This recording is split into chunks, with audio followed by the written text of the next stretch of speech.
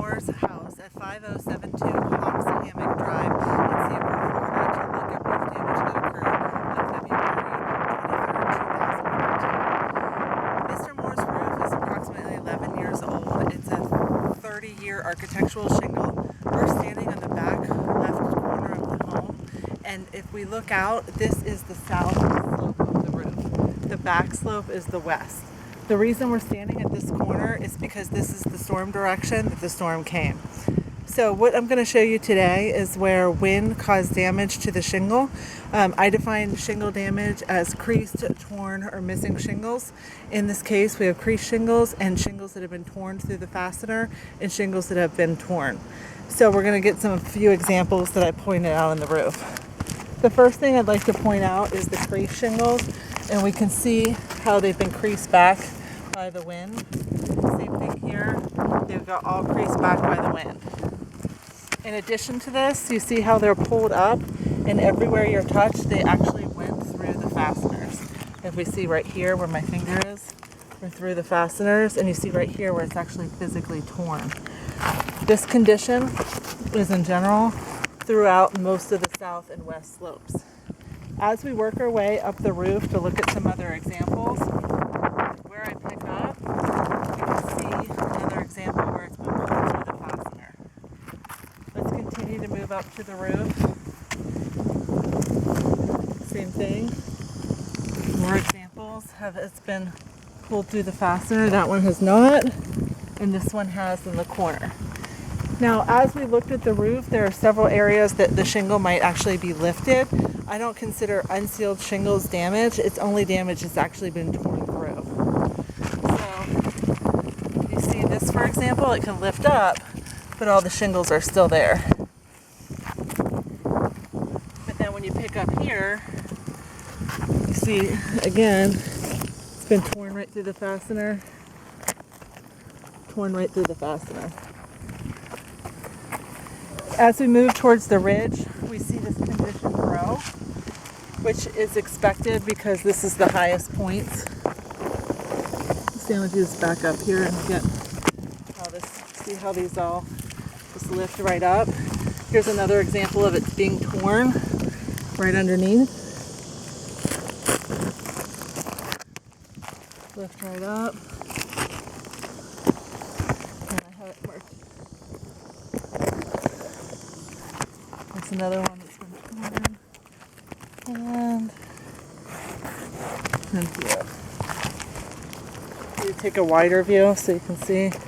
Same thing here. Lifted and pulled right through the fastener. This condition exists all throughout. Now we mostly see it on the south slope because this took most of the hit because the storm came. If you pan here, you see the lake right behind us. So it's open, came right across and hit. If we look at the back slope of the roof, we have some damage here as well. This is the west side. We have areas that we see here. This is a good example of how the shingle was lifted, but there's no actual damage. It's not through the fastener at all.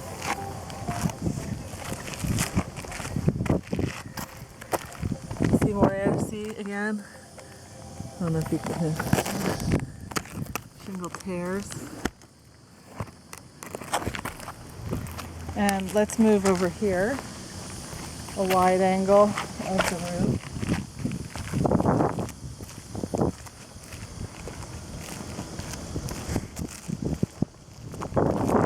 Here's more shingles that you can see actually folded back in the wind and creased. Here's tabs that have been folded back and creased. Tabs, this shingle is actually torn through, and this is where it's again lifted up.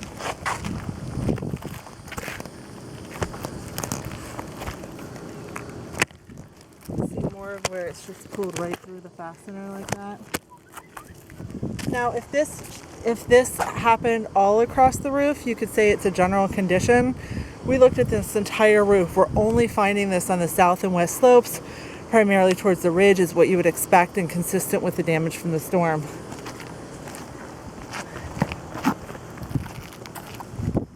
Here's another tab. Looks like it was blown back and creased here.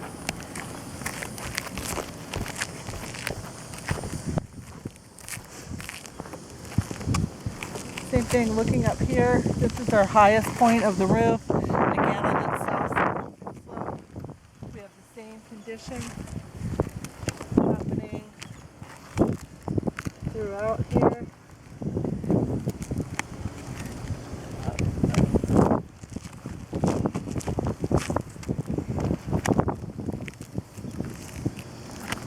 Here, lifted and torn right through.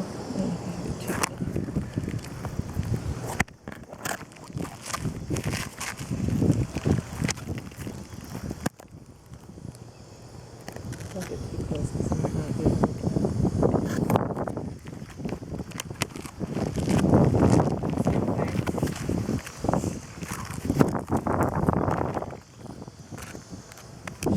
Torn right there. So if you're looking across the entire roof, you can see the damages all over. Primarily the south slope on the left, the rear slope, and then all down the front. Not just due to labor or repair. The shingles that have been physically torn have to be replaced. If you were looking at all these replaced shingles all over, not only would it be a mismatch pattern, cause additional damage to the surrounding shingle, but we're affecting, if we look at the slope in the back, over 25% of the roof surface. It's my opinion that the roof should be entirely replaced. I appreciate your time to watch this video.